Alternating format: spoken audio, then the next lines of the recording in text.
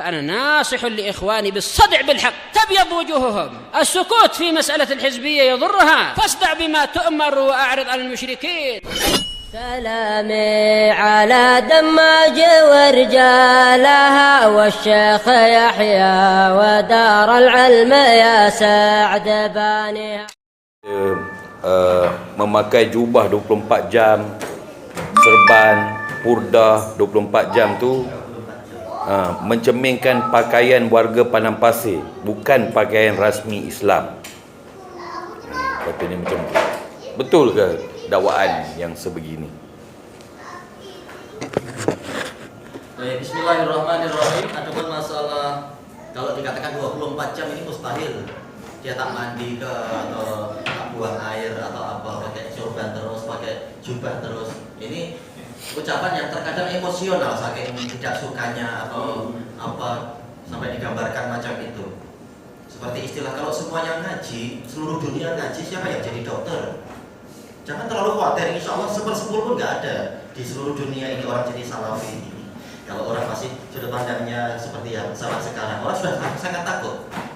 Seperti pertanyaan yang kemarin-kemarin, ini kalau satu negara jadi salafi semua, orang kafir langsung naik jadi presiden karena salafi tidak ikut pemilihan raya. Takut sangat Anda. Kita dakwah 10-20 tahun, belum tentu setengah negara jadi salafi. Orang sudah sangat takut. Tapi ini ucapan emosional barangkali. Baik, ada pun masalah memakai jubah, memakai gamis, memakai jubah, memakai sorban. Maka ini bagian dari sunnah karena dalam hadis Ummi Salamah kana ahabbu thiyabi ila Rasulillah sallallahu alaihi wasallam al-qamis. Pakaian yang paling disukai Rasulullah sallallahu alaihi wasallam adalah gamis. Gamis kalau di tempat kita dipanggil dengan jubah.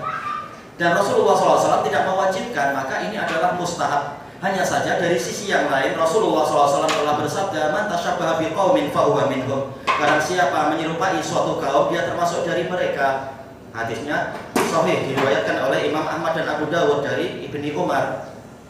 Demikian pula hadis muttafaqun alaih dari Abi Hurairah radhiyallahu anhu, yang mana Rasulullah SAW bersabda, "La tarkabunna sunana man kana qablakum shibran bi shibrin wa dhira'an bi dhira'in hatta law dakhalu juhra dhabbin la dakhaltumuh." Qalu ya Rasulullah al-yahudu wan nasara, qala faman.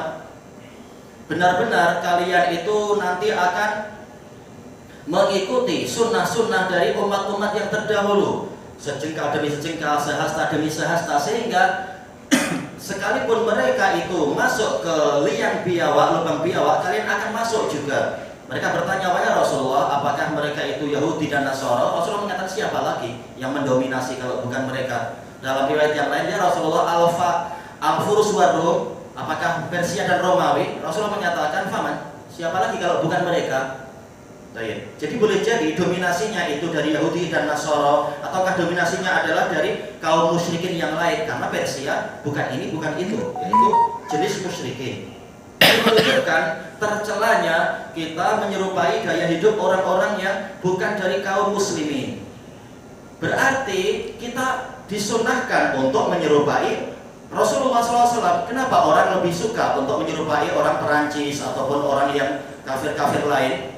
Sementara Rasulullah mencela, sementara kita digalakkan untuk menyerupai orang-orang yang baik. Ulaika alladzina hadallahu fa bihudahu muqtadi. Mereka para nabi dan rasul, mereka itulah orang-orang yang diberi petunjuk oleh Allah. Maka dengan petunjuk mereka lah hendaknya engkau meneladani. Sementara para nabi, mereka memakai apa? Contoh Islami. Apa itu? Faqadat qamisahu, misalkan dalam Quran itu, yaitu wanita itu menarik gamis dari Nabi Yusuf. Demikian pula dalam idhabu bi qamisi hada, pergilah kalian membawa gamis saya ini. Jadi para nabi sendiri mereka memakai gamis, bukan memakai karfatan, pakai taila atau pakai apa itu pantalon atau apa. Mereka menggunakan cara-cara yang memang Islami, cara-cara yang lebih menunjukkan orang yang bertakwa dan sebagainya. Kita yakin walaupun bahkan orang awam insya Allah, tapi fitrahnya masih baik. Kalau waktu khutbah Jumat yang naik itu orang pakai pantalon, pakai karfatan, nggak ada respect, nggak ada kehormatan seperti kalau apa orangnya pakai jubah, pakai sorban atau pakai peci, misalkan pakai kain pelikat, pasti respectnya lain. Kalau dia pakai bajunya orang Nasara, pasti kita tak seberapa respect, bahkan orang awam. Baik. Jadi jawabannya adalah itu mustahab. Mustahab karena Rasulullah SAW mencontohkan dalam keadaan Rasulullah SAW tidak mewajibkan memakai jubah atau memakai sorban. Makanya dikatakan oleh Al-Hafidh di dalam Fathul Bari, demikian pula dinukilkan oleh kalau nggak salah Al-Karmani menukilkan dari Imam At-Tabari bahwasanya asal dari fi'il Rasulullah SAW itu lil istihbab, menunjukkan mustahab. Tayyib, jadi disukai. Tayyib, kalau kita mengaku cinta Nabi, mengaku suka Nabi, kenapa kita tidak menyukai apa yang Nabi sukai? Sementara dijelaskan oleh para ulama, dijelaskan oleh Ibnul Qayyim rahimahullahu taala di dalam Raudhatul Muhibbin, di antara dari 30 sekian alamat mahabbah adalah al-muwafaqah, kesesuaian.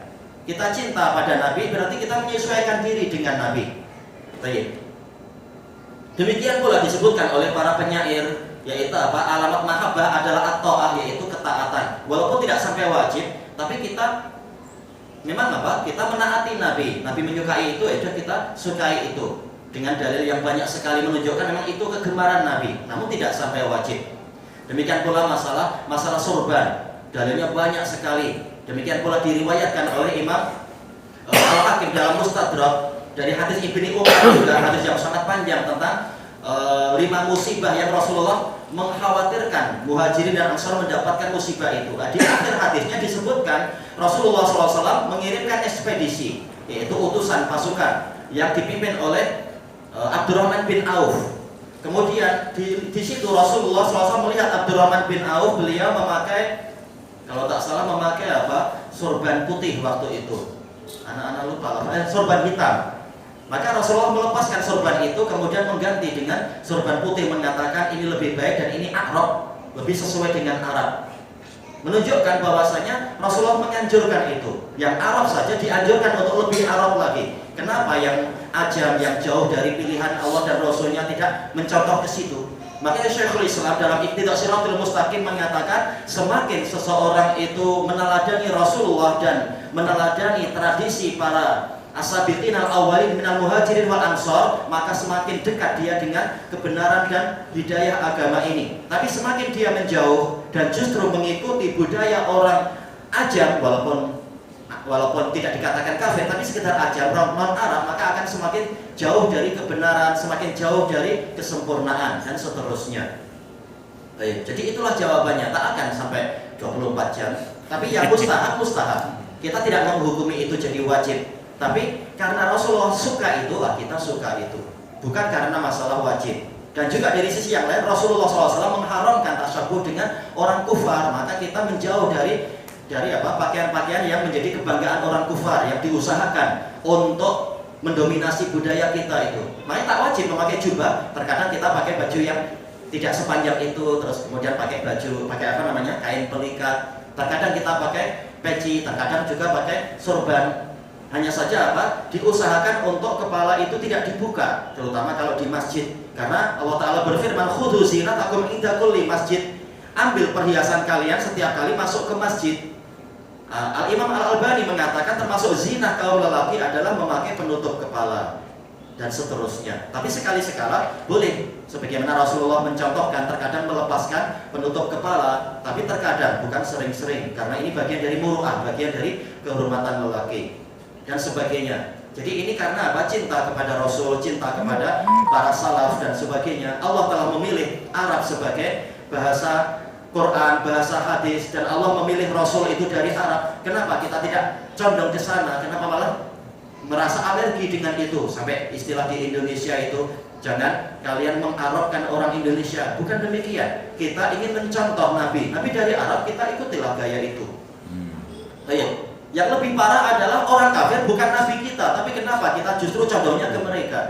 Malah tidak mau condong kepada Nabi yang dari Arab itu. Sementara itu Nabi kita.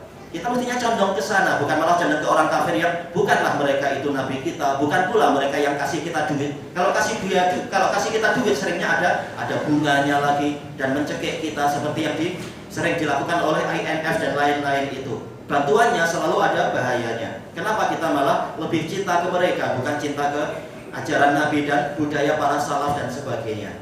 Baik. ilahuna wallahu a'lam. Alhamdulillah. Ada satu soalan lagi. Kerap yang anda tengok orang-orang Melayu kita lah, mereka berperasaan yang itu pakai baju Melayu, bertutur dalam bahasa Melayu, kemudian beradab dengan adab-adab Melayu, itu Islamik bagi mereka, lebih Islamik. Dan bila budaya Arab tu dianggap budaya padang pasir, Arab Badui dan sebagainya.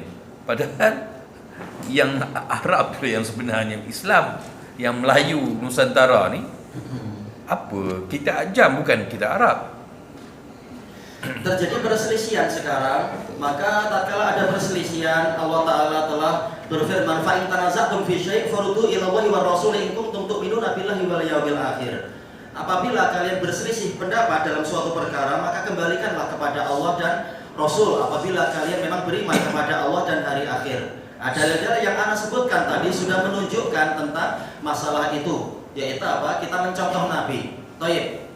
Ternyata Nabi suka gamis, terserah itu desain gurun pasir kah, desain lautan kah, desain mana, tidak masalah. Yang penting Nabi memilih itu, pilihan Nabi itu adalah taufik dari Allah. Maka hendaknya yang kita lihat adalah Nabi memilih apa, bukan Nabi dari apa itu, dari jenis tanah atau iklim apa, tak.